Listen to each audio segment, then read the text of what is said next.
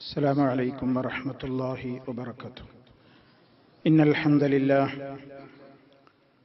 نحمده ونستعينه ونستغفره ونعوذ بالله من شرور أنفسنا ومن سيئات أعمالنا.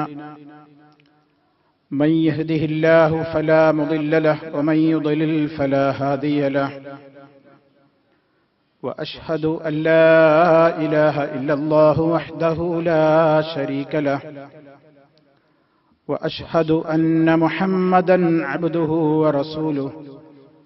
اللهم صل على محمد وعلى آل محمد كما صليت على إبراهيم وعلى آل إبراهيم إنك حميد مجيد. اللهم بارك على محمد وعلى آل محمد كما باركت على إبراهيم وعلى آل إبراهيم إنك حميد مجيد. يا أيها الذين آمنوا اتقوا الله حق تقاته ولا تموتن إلا وأنتم مسلمون. أما بعد فإن خير الكلام كلام الله وخير الهدي هدي محمد صلى الله عليه وسلم وشر الأمور محدثاتها وكل محدثة بدعة وكل بدعة ضلالة. സ്നേഹമുള്ള സത്യവിശ്വാസികളെ, വിശ്വാസിനികളെ, സഹോദരി സഹോദരന്മാരെ, സുഹൃത്തുക്കളെ, മഹാനായ മുഹമ്മദ് നബി സല്ലല്ലാഹു അലൈഹി വസല്ലമിന്റെ ജീവിത ചരിത്രത്തിലേക്കുള്ള വിശദമായ ഒരു പഠന പരമ്പരയിലൂടെയാണ് നമ്മൾ കടന്നുപോയിക്കൊണ്ടിരിക്കുന്നത്. പ്രവാചകൻ സല്ലല്ലാഹു അലൈഹി വസല്ലമിന്റെ ജീവിതം പ്രവാചകനാകുന്നതിന്റെ മുമ്പും നുബുവത്തിന്റെ മുമ്പും വളരെയേറെ പവിത്രത നിറഞ്ഞതും പരിശുദ്ധമായ ജീവിതവുമായിരുന്നു എന്ന് വളരെ കൃത്യമായി തന്നെ ചരിത്രത്തിൽ നിന്നും നമുക്ക് മനസ്സിലാക്കുവാൻ സാധിക്കും. നുബുവത്തിന്റെ മുമ്പ് തന്നെയും അല്ലാഹു റസൂൽ സല്ലല്ലാഹു അലൈഹി വസല്ലമിനെ ചെറുപ്പത്തിലെ ഒരുക്കിക്കൊണ്ടുവരികയായിരുന്നു എന്നാണ് നമുക്ക് മനസ്സിലാക്കുവാൻ സാധിക്കുന്നത്. കഴിഞ്ഞ ക്ലാസ്സിൽ നമ്മൾ പറഞ്ഞു, അവിടുത്തെ ചെറുപ്പകാലത്ത് 4-ാമത്തെ വയസ്സിൽ നെഞ്ചകം കീറുകയും മലക്കുകൾ വന്നുകൊണ്ട് ആ നെഞ്ചിന്റെ ഭാഗത്ത് നിന്ന് ഒരു അലക്കത്ത് പുറത്തെടുത്തു. കഴിഞ്ഞ ക്ലാസ്സിൽ അലക്കത്ത് എന്ന് പറഞ്ഞപ്പോൾ മാംസപിണ്ഡം എന്നാണ് ഞാൻ അർത്ഥം പറഞ്ഞത് എന്നാണ് തോന്നുന്നത്. ഒരു രക്തക്കട്ട എന്നതിന്റെ അർത്ഥം തിരുത്തി മനസ്സിലാക്കണം എന്ന് ഈ സന്ദർഭത്തിൽ ആമുഖമായി ഓർമ്മപ്പെടുത്തുകയാണ്. അലക്കത്ത് എന്ന് പറഞ്ഞാൽ രക്തക്കട്ട എന്നാണ്. ഒരു രക്തക്കട്ട പുറത്തെടുത്തുകൊണ്ട് ആ ഹൃദയത്തെ, ആ ഖൽബിനെ ശുദ്ധീകരിക്കുകയുണ്ടായി എന്നാണ് ആ സംഭവത്തിൽ ഇമാം ബുഖാരി അടക്കമുള്ള ഹദീസ് പണ്ഡിതന്മാർ സ്വഹീഹായ നിലയ്ക്ക് തന്നെ നമുക്ക് റിപ്പോർട്ട് ചെയ്തു തന്നിട്ടുള്ളത്. എന്തായിരുന്നാലും അവിടുത്തെ ചെറുപ്പത്തിലെ അല്ലാഹു തആല ഒരുക്കിക്കൊണ്ടുവരികയാണ്. വലിയ ഒരു ഭാരം ഏറ്റെടുക്കുവാൻ തക്ക രൂപത്തിൽ ഏത് കാലത്തും അവിടുത്തെ ജീവിതം പരിശുദ്ധമായ ഒരു മേഖലയിലൂടെ അല്ലാതെ കടന്നുപോയിട്ടില്ല എന്നതാണ് നമ്മൾ മനസ്സിലാക്കേണ്ടത്. അതൊരത്ഭുതം തന്നെയാണ്. കാരണം അവിടുന്ന് ജനിച്ചതും വളർന്നതും ശൈശവവും അതുപോലെ തന്നെ യൗവനവുമൊക്കെ പിന്നിട്ടതും വളരെയേറെ തിന്മകൾ നിറഞ്ഞ ഒരു രാജ്യത്തിലും സമൂഹത്തിന്റെയും ഇടയിലായിരുന്നു. ജാഹിലിയ്യ കാലഘട്ടത്തിൽ ഉണ്ടായിരുന്ന എന്തെല്ലാം മോശത്തരങ്ങളുണ്ടോ അവയിലൊന്നും ഹബീബ് സല്ലല്ലാഹു അലൈഹി വസല്ലം പങ്കെടുത്തിട്ടില്ല. അവിടുത്തേക്ക് അള്ളാഹുവിന്റെ പ്രത്യേകമായ കാവലുണ്ടായി എന്നാണ് അതിന്റെ അർത്ഥം. തികഞ്ഞ സൽസ്വഭാവിയായിരുന്നു ഏത് കാലത്തും. വളരെയേറെ സത്യസന്ധത വാക്കിലും പ്രവൃത്തിയിലും കാത്തുസൂക്ഷിച്ച മഹാനായ മനുഷ്യനായിരുന്നു. എല്ലാ രംഗത്തും തികഞ്ഞ അമാനത്ത്, വിശ്വസ്തത നിലനിർത്തിയയാളായിരുന്നു. സർവ അനാവശ്യങ്ങളിൽ നിന്നും മുക്തി നേടിക്കൊണ്ടുള്ള ഒരു ജീവിതമായിരുന്നു അവിടുന്ന്. ഏതായിരുന്നു അവിടുന്ന് ജീവിച്ച ആ കാലഘട്ടം എന്ന് നമുക്ക് മനസ്സിലാകണമെങ്കിൽ മഹാനായ ജഅഫർ റളിയല്ലാഹു തആല അൻഹു നജ്ജാശി രാജാവിന്റെ മുമ്പിൽ പോയിട്ട് പറയുന്നുണ്ട്. ആദ്യം അബ്സീനിയയിലേക്ക് ഹിജറ പോയവരുടെ കൂട്ടത്തിൽപ്പെട്ട ജഅഫർ റളിയല്ലാഹു അൻഹു നജ്ജാശി രാജാവിന്റെ അടുത്ത് പോയിട്ട് പറയുന്നുണ്ട്, അയ്യുഹൽ മലിക്, ഹേ രാജാവേ, കുന്നാഹില ജാഹിലിയത്തിൻ നഅബുദുൽ അസ്നാമ വനഅകുലുൽ മൈതത വനഅതിൽ ഫവാഹിശ വനഖതഉൽ അർഹാമ വനുസീഉൽ ജിവാറ വയഅകുലുൽ ഖവിയ്യു മിന്നൽ ളഈഫ വകുന്നാ അലാ ദാലിക ഹത്താ ബഅസല്ലാഹു തആല ഇലൈനാ റസൂലൻ മിന്നാ. ജഅഫർ റളിയല്ലാഹു അൻഹു നജ്ജാശി രാജാവിന്റെ മുമ്പിൽ പോയി ബോധിപ്പിക്കുന്ന നബി സല്ലല്ലാഹു അലൈഹി വസല്ലമിനെ കുറിച്ച് പരിചയപ്പെടുത്തുകയാണ്. അയ്യുഹൽ മലിക്, ഏ രാജാവേ, കുന്നാഹിൽ ജാഹിലിയ, ഞങ്ങൾ ജാഹിലിയത്തിന്റെ ആളുകളായിരുന്നു. ഞങ്ങൾ ജീവിച്ച കാലഘട്ടം എന്ന് പറഞ്ഞാൽ നഅബുദുൽ അസ്നാം, ഞങ്ങൾ വിഗ്രഹങ്ങളെ നമിച്ചിരുന്ന, വിഗ്രഹങ്ങളെ ആരാധിച്ചിരുന്ന ഒരു സമൂഹമായിരുന്നു. വനഅകുലുൽ മൈതത, ഭക്ഷണം കഴിക്കുമ്പോൾ എന്ത് ഹലാല് ഹറാമൊന്നും നോക്കാതെ ഞങ്ങൾ ശവങ്ങളെപ്പോലും ഭക്ഷിച്ചിരുന്നു. വനഅതിൽ ഫവാഹിശ, എല്ലാ ദുർവൃത്തികളും ഞങ്ങൾ ചെയ്തിരുന്നു. വ്യഭിചാരമായാലും ഏത് രൂപത്തിലുള്ള അനാശാസ്യ പ്രവർത്തനങ്ങളാണെങ്കിലും, കലഹങ്ങളാണെങ്കിലും കൊള്ളയാണെങ്കിലും ഏത് രൂപത്തിലുള്ള വൃത്തികേടുകളാണെങ്കിലും ഞങ്ങളിൽ അതുണ്ടായിരുന്നു. വനഖതഉൽ അർഹാം, കുടുംബ ബന്ധങ്ങളെ ഞങ്ങൾ മുറിച്ചിരുന്നു. അതിന് വലിയ വിലയൊന്നും ഞങ്ങൾ കൽപ്പിച്ചിരുന്നില്ല. വനുസീഉൽ ജിവാർ, അയൽപക്ക ബന്ധം ഞങ്ങൾ വളരെ മോശമായിട്ടാണ് പുലർത്തിയിരുന്നത്.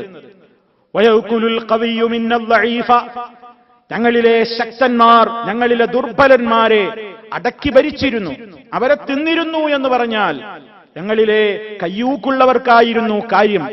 അവിടെ നീതിയും സത്യവും ആ രൂപത്തിലുള്ള കാര്യങ്ങൾക്കൊന്നുമല്ല ഞങ്ങൾ വില കൽപ്പിച്ചിരുന്നത്. കയ്യൂക്കുള്ളവൻ കാര്യക്കാരൻ എന്ന കാട്ടുനീതിയായിരുന്നു ഞങ്ങൾക്കിടയിൽ ഉണ്ടായിരുന്നത്. വകുന്നാ അലാ ദാലിക്, ഞങ്ങൾ ഈ രൂപത്തിലൊക്കെയുള്ള സ്വഭാവങ്ങളിലായിരിക്കെ ഹത്താ ബഅസല്ലാഹു തആല ഇലൈനാ റസൂലൻ മിന്നാ, അല്ലാഹു ഞങ്ങളിലേക്ക് ഞങ്ങളിൽ നിന്ന് തന്നെയുള്ള ഒരു ദൂതനെ അയച്ചു തരികയുണ്ടായി. ഇവിടെ ഞാൻ എന്തിനാണ് ഈ ആമുഖം കൽപ്പിക്കുന്നത്?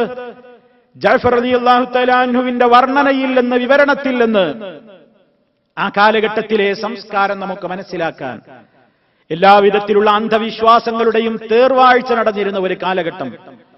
വിഗ്രഹങ്ങൾക്ക് മുമ്പിൽ സുജൂദ് ചെയ്യുകയും വിഗ്രഹങ്ങളോട് പ്രാർത്ഥിക്കുകയും അവയുടെ മുമ്പിൽ സ്ഥാപിക്കപ്പെട്ട ബലിപീഠങ്ങളിൽ വെച്ച് മൃഗങ്ങളെ കൊല്ലുകയും ബലിയർപ്പിക്കുകയും, അതുപോലെ തന്നെ പരിശുദ്ധ കഅബാലയത്തിന്റെ സമീപത്ത് പോലും നഗ്നരായിക്കൊണ്ട്, സമ്പൂർണ്ണ നഗ്നരായിക്കൊണ്ട് തവാഫ് ചെയ്യുകയും ചെയ്തിരുന്ന, അതിനവർക്ക് അവരുടേതായ ന്യായങ്ങൾ ഉണ്ടായിരുന്നു. നമ്മളത് മനസ്സിലാക്കണം. ഏത് കാലഘട്ടത്തിലും ഏത് തിന്മകൾ ചെയ്യുന്നവർക്കും ആ തിന്മകൾക്ക് ചില ന്യായീകരണങ്ങൾ അവർ കണ്ടെത്തും. അതിൽപ്പെട്ട ഒരു കാര്യമാണിത്. ജാഹിലിയ കാലത്ത് കഅബക്ക് ചുറ്റും തവാഫ് ചെയ്തിരുന്ന ഖുറൈശികൾ, മുശ്രിക്കുകൾ, ആണും പെണ്ണൊക്കെ ഒന്നും ഉടുക്കാതെയാ തവാഫ് ചെയ്തിരുന്നത്. അതിനവർക്ക് ചില ന്യായങ്ങൾ ഉണ്ടായിരുന്നു. കേട്ടാ നല്ല ന്യായമായിട്ട് തോന്നും. എന്താ ന്യായം? ഞങ്ങൾ ഒരുപാട് തെറ്റുകളും അധർമ്മങ്ങളൊക്കെ പ്രവർത്തിക്കുന്നവരാണ്. ഞങ്ങൾ അതൊക്കെ ചെയ്യുമ്പോൾ ഞങ്ങളുടെ ബോഡിയിൽ, ഞങ്ങളുടെ ശരീരത്തിൽ വസ്ത്രങ്ങൾ ഉണ്ടായിരുന്നു. അതുകൊണ്ട് ആ പാപത്തിന്റെ കറ പുരണ്ട വസ്ത്രങ്ങൾ എടുത്തിട്ട് എങ്ങനെയാ അള്ളാഹിന്റെ കഅബക്ക് ചുറ്റും തവാഫ് ചെയ്യാ? അതുകൊണ്ട് തവാഫ് ചെയ്യുന്ന നേരത്ത്, പാപം ചെയ്യുന്ന നേരത്ത് ശരീരത്തിൽ അണിഞ്ഞിരുന്ന വസ്ത്രം തന്നെ വേണ്ട എന്ന് വിചാരിച്ചു മുഴുവൻ ഉരിഞ്ഞു കളഞ്ഞ് അവരിങ്ങനെ പാട്ടും പാടിയിട്ടതിന്റെ ചുറ്റും തവാഫ് ചെയ്തിരുന്നു എന്നാണ്. സമ്പൂർണ്ണ നഗ്നകളും നഗ്നരുമായി കൊണ്ട് തവാഫ് ചെയ്തിരുന്ന ഒരു സമൂഹം. പെൺകുട്ടികളെ ജീവനോടുകൂടെ കുഴിച്ചു മൂടിയിരുന്ന ഒരു സമൂഹം. പെണ്ണാണെന്നറിഞ്ഞാൽ അപമാന ഭാരം കൊണ്ട് തലയുയർത്തി നടക്കാൻ പറ്റാതെ വീടുകളിൽ ഒളിഞ്ഞിരുന്നിരുന്ന ഒരു സമൂഹം. ദിനേനയെന്നോണം കലഹങ്ങളും യുദ്ധങ്ങളും കുഴപ്പങ്ങളും ഉണ്ടാക്കിയിരുന്ന ഒരു സമൂഹം. മദ്യപന്മാരായി കുടിച്ചു കൂത്താടി, നർത്തകിമാരുടെ കൂടെ പാട്ടും പാടി, ക്ലബ്ബുകളിലും അതുപോലെ തന്നെ നിശാ ക്ലബ്ബുകളിലും വേദികളിലുമൊക്കെ ഉറഞ്ഞു തുള്ളി മാദക നൃത്തമാടിയിരുന്ന തരുണികളുടെ കൂടെ ഉല്ലസിച്ചിരുന്ന ഒരു സമൂഹം. ഒട്ടേറെ ആഘോഷങ്ങളും ചെണ്ടകളും കുഴലൂത്തുകളും താളമേളങ്ങളുമായി എല്ലാവിധത്തിലുള്ള പൈശാചികമായ സംഗീതങ്ങളുടെയും കൂടെ നടന്നുല്ലസിച്ച് നടന്നിരുന്ന ഒരു സമൂഹം. ഈ രൂപത്തിലൊക്കെയുള്ള ഒരു സമൂഹത്തിനിടയിൽ ഒരു ചെറുപ്പക്കാരൻ ജീവിക്കുകയാണ്, അതിലൊന്നും പെടാതെ. റബ്ബിന്റെ പ്രത്യേക കാവലില്ലാതെ എങ്ങനെ നടക്കാനാ സഹോദരങ്ങളെ? പടച്ച റബ്ബിന്റെ പ്രത്യേകമായ കാവൽ നബി സല്ലല്ലാഹു അലൈഹി വസല്ലമിന് കിട്ടുകയാണ്. അവിടുന്ന് തവാഫ് ചെയ്യുമ്പോൾ എല്ലാവരും അതിന്റെ പരിസരത്ത് നാട്ടി നിർത്തിയിട്ടുള്ള വിഗ്രഹങ്ങളുടെ നേരെ കൈകൊണ്ട് ആംഗ്യം കാണിക്കും. പലപ്പോഴും ആ ബിംബങ്ങളുടെ തലയിലും ശരീരത്തിലുമൊക്കെ കൈകൊണ്ട് തടവിയിട്ട് പുണ്യം നേടാൻ വേണ്ടി ഉദ്ദേശിക്കും. ആ നേരത്തൊരിക്കലെങ്കിലും ഹബീബിന്റെ മനസ്സിൽ തോന്നിയില്ല അവിടെ നാട്ടിവെക്കപ്പെട്ടിട്ടുള്ള ഏതെങ്കിലും ഒരു വിഗ്രഹത്തിന്റെ നേരെ ഒന്ന് കൈ ഉയർത്തണം എന്ന് പോലും തോന്നിയില്ല. താനേറെ സ്നേഹിക്കുന്ന ആദരിക്കുന്ന തന്റെ പൂർവീക നേതാവായ ഇബ്രാഹിം അലൈഹിസ്സലാമിന്റെയും ഇസ്മായിൽ അലൈഹിസ്സലാമിന്റെയും പോലും പേരിൽ പരിശുദ്ധ കഅബക്കകത്ത് വിഗ്രഹങ്ങളുണ്ട്.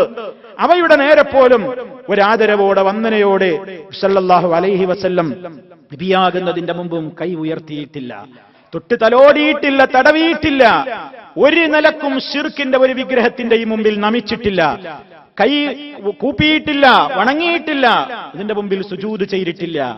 ബലിക്കല്ലുകളിന്മേൽ വെച്ച് അല്ലാഹുവല്ലാത്തവർക്ക് വേണ്ടി അറുക്കപ്പെട്ടിട്ടുള്ള ആ രൂപത്തിലുള്ള ബലിമാംസത്തിൽ നിന്ന് ഒരു കഷ്ണം പോലും നേതാവിന്റെ വയറ്റിലേക്ക് അവിടുന്ന് രുചി നോക്കിയിട്ടില്ല.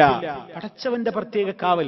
ഈ നിയമങ്ങളൊന്നും ഒന്നില്ലല്ലോ, നിയമങ്ങളൊന്നും അന്ന് ഇല്ലാത്ത കാലമായിരുന്നിട്ട് പോലും ഒരു അനാവശ്യത്തിലേക്കും എത്തി നോക്കാതെ ആ കാലഘട്ടത്തിൽ നടമാടിയിരുന്ന ഒരു തിന്മകളിലേക്കും, പലിശയാവട്ടെ, അനാഥയുടെ മുതൽ തിന്നലാവട്ടെ, മറ്റേത് രൂപത്തിലുള്ള പ്രവർത്തനങ്ങളാവട്ടെ, ജ്യോത്സ്യന്മാർ നിർബാധം പ്രവർത്തിച്ചിരുന്ന ഒരു കാലഘട്ടം.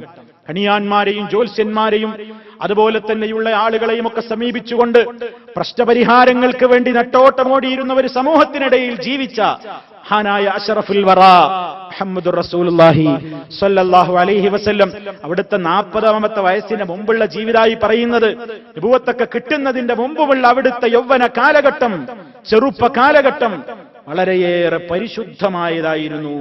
ഒരു ചൂതാട്ടത്തിലും ഒരു വ്യഭിചാരത്തിലും ഒരു ചീത്തയായ കാര്യത്തിലും ഒരു ചീത്തയായ കൂട്ടുകെട്ടിൽ പോലും അവിടുന്ന് പങ്കെടുത്തില്ല.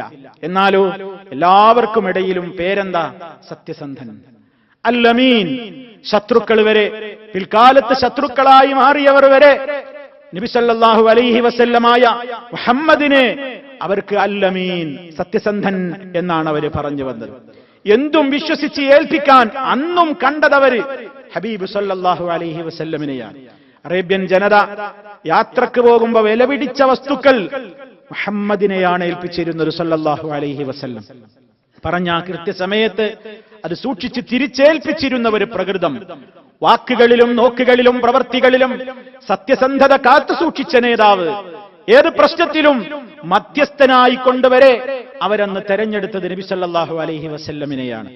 പ്രവാചകൻ സല്ലല്ലാഹു അലൈഹി വസല്ലമിന് 35 വയസ്സ് തികഞ്ഞപ്പോൾ പരിശുദ്ധ കഅബാലയം ഒന്ന് കേടുപാടുകൾ തീർത്തൊന്ന് പുതുക്കിപ്പണിയാൻ, അല്ലറ ചില്ലറ കേടുപാടുകൾ പുതുക്കിപ്പണിയാൻ വേണ്ടി, മാറ്റിക്കൊണ്ടൊന്ന് നന്നാക്കി പണിയാൻ വേണ്ടി ഖുറൈശികൾ തീരുമാനമെടുത്തു. അങ്ങനെ തീരുമാനമെടുത്ത് അവരതിന്റെ നിർമ്മാണം ഏതാണ്ട് പൂർത്തിയാക്കി കഴിഞ്ഞപ്പോൾ ആ മൂലയിൽ സ്ഥാപിതമായ, പണ്ടേക്കും പണ്ടേ സ്ഥാപിതമായ ഹജറുൽ അസ്വദ്, ആരാണ് എല്ലാവരാലും ആദരിക്കപ്പെടുന്ന പവിത്രമായ ശില തൽസ്ഥാനത്തേക്ക് വെക്കേണ്ടത് എന്നതിൽ അറേബ്യൻ ഗോത്രങ്ങൾക്കിടയിൽ ചൂടുപിടിച്ച വാഗ്വാദങ്ങളും ചർച്ചകളും ഉണ്ടായി. ആര് വെക്കണം? കാരണം ആ കല്ലാ സ്ഥാനത്തേക്ക് കയറ്റി വെക്കുന്നയാൾക്ക് എന്തായാലും വലിയ സ്ഥാനമുണ്ട്. അതുകൊണ്ട് ആ സ്ഥാനത്തിന് വേണ്ടി എല്ലാവരും തമ്മിൽ കടിപിടിയായി. ഓരോ ഗോത്രവും പറഞ്ഞു, ഞങ്ങളാ വെക്കേണ്ടത്, ഞങ്ങൾക്കായിന് അധികാരം. അതൊരു വലിയ സംഘട്ടനത്തിന്റെ വക്കോളം എത്തിയപ്പോൾ അവർക്കിടയിൽ ഒരു തീരുമാനം ഉരുത്തിരിഞ്ഞു വന്നു. നമുക്ക് പ്രശ്നത്തിനൊരു പരിഹാരം കാണാം. നമ്മൾ ഇവിടെ കാത്ത് വെയിറ്റ് ചെയ്ത് നിൽക്കുക. ഇപ്പോൾ ഇങ്ങോട്ട് ആരാണ് ആദ്യം കടന്നു വരിക എങ്കിൽ അദ്ദേഹത്തിന്റെ തീരുമാനത്തിന് വിടാം. അള്ളാഹുവിന്റെ പ്രത്യേകമായ തീരുമാനം എന്ന് പറയട്ടെ. അവിടേക്ക് കടന്നു വന്നത് മഹാനായ മുഹമ്മദുർ റസൂലുള്ളാഹി സ്വല്ലല്ലാഹു അലൈഹി വസല്ലം. നബി സല്ലല്ലാഹു അലൈഹി വസല്ലമിനെ കണ്ട മാത്രയിൽ ഖുറൈശികൾ ഒന്നടങ്കം പറഞ്ഞു, ജാ അൽ അമീൻ, സത്യസന്ധൻ വന്നല്ലോ, അല്ലമീൻ വന്നല്ലോ. അതുകൊണ്ട് യാ മുഹമ്മദ് റളീന ബിക്, നീ എടുക്കുന്ന തീരുമാനത്തിൽ ഞങ്ങൾ സംതൃപ്തരാണ്. നബി സല്ലല്ലാഹു അലൈഹി വസല്ലം തന്ത്രപരമായ ഒരു തീരുമാനം എടുക്കുകയാണ്. എന്താ അവിടുന്ന് പറഞ്ഞത്? നിങ്ങൾ ആരും തർക്കിക്കണ്ട, നിങ്ങൾക്ക് എല്ലാവർക്കും ആ കല്ല് തൽസ്ഥാനത്ത് വെക്കാൻ ഞാനൊരു വഴി പറഞ്ഞു തരാം. അതെങ്ങനെ എല്ലാവരും കൂടെ വെക്കാം? സല്ലല്ലാഹു അലൈഹി വസല്ലം പറഞ്ഞു, ഒരു വിരിപ്പ് കൊണ്ടുവരാൻ വേണ്ടി പറഞ്ഞു. ഒരു വീതിയുള്ള ഒരു വസ്ത്രം കൊണ്ടുവരാൻ വേണ്ടി ആവശ്യപ്പെട്ടു. വസ്ത്രം കൊണ്ടുവരപ്പെട്ടു. വസ്ത്രം കൊണ്ടുവന്നപ്പോൾ എല്ലാവരോടും കൂടി പറഞ്ഞു, എല്ലാവരും കൂടെ പിടിച്ച് ആ കല്ലതിലേക്ക് വെക്കിൻ. എല്ലാവരും കൂടെ പിടിച്ച് ആ കല്ലതിലേക്ക് വെച്ചു. എന്നിട്ട് നബി സല്ലല്ലാഹു അലൈഹി വസല്ലം പറഞ്ഞു, ഇനി എല്ലാവരും ഈ വസ്ത്രത്തിന്റെ എല്ലാ ഗോത്ര നേതാക്കന്മാരും, ആരും ഒഴിവാകണ്ട, എല്ലാ ഗോത്ര നേതാക്കന്മാരുടെയും പ്രതിനിധികൾ ഈ വസ്ത്രത്തിന്റെ 4 തലയിലും പിടിച്ചോളൂ. എല്ലാവരും പിടിച്ചു. ഇനി ഉയർത്തിക്കോളൂ. എല്ലാവരും ആ വസ്ത്രം ഇങ്ങനെ ഉയർത്തി കഅബയുടെ ആ മൂലയിലേക്ക് ഇങ്ങനെ കൊണ്ടുപോയപ്പോ ഇവരുടെ കയ്യിലൊക്കെ വസ്ത്രല്ലേ, ഹബീബ് സല്ലല്ലാഹു അലൈഹി വസല്ലമിന്റെ പവിത്രമായ കരം കൊണ്ട് ആ കല്ലെടുത്ത് തൽസ്ഥാനത്ത് വെച്ചു. ഇപ്പൊ എന്തായി? എല്ലാവരും കൂടിയാ വെച്ചത്. എന്നാ ഹബീബിന്റെ കൈകൊണ്ടാ വെച്ചത്. ആർക്കും ഒരു പ്രശ്നമില്ല. സന്തോഷത്തോടുകൂടി ഒരു സംഘട്ടനത്തിന്റെ വക്കോളമെത്തിയ ആ പ്രശ്നത്തിൽ ഹനായ നബി സല്ലല്ലാഹു അലൈഹി വസല്ലം ബുദ്ധിപൂർവമായി യുക്തിപൂർവമായ നിലക്ക് അതിൽ ഇടപെട്ടു. അന്നും അവർക്കിടയിൽ ഒരു മധ്യസ്ഥന്റെ റോളിൽ അവർ കണ്ടത് അൽ അമീനയായിരുന്നു എന്ന് നമ്മൾ മനസ്സിലാക്കണം. അതുപോലെ തന്നെ നല്ല നല്ല സഖ്യങ്ങളിലും എഴുത്തുകുത്തുകളിലും ചർച്ചകളിലും കരാറുകളിലുമൊക്കെ നബി സല്ലല്ലാഹു അലൈഹി വസല്ലം പങ്കെടുക്കാറുണ്ട്. നമ്മുടെ കൂട്ടത്തിലെ മർദ്ദിതരായ ആളുകൾക്ക് വേണ്ടി നമ്മളൊപ്പം നിൽക്കണമെന്നും മർദ്ദകന്മാരുടെ പിടിയിൽ നിന്ന് അവർക്ക് രക്ഷയേകുവാൻ വേണ്ടി ഓരോ ഗോത്രത്തിലെയും ആളുകൾ പരസ്പരം സഖ്യകരാറിൽ ഒപ്പിട്ടപ്പോൾ സല്ലല്ലാഹു അലൈഹി വസല്ലമും അതിൽ ഏറ്റവും വലിയ ഭാഗതയും അവിടുന്ന് പങ്കെടുത്തിട്ടുണ്ട്. ആ നിലക്കുള്ള നല്ല നല്ല സന്ധികളിലും കാര്യങ്ങളിലുമൊക്കെ അന്നും നബി സല്ലല്ലാഹു അലൈഹി വസല്ലം പങ്കെടുത്തു എന്നാണ്. അതേ അവസരത്തിൽ ഒരൊറ്റ ആഘോഷവേളയിലും നബി സല്ലല്ലാഹു അലൈഹി വസല്ലം അറിഞ്ഞുകൊണ്ട് പങ്കെടുത്തിട്ടില്ല.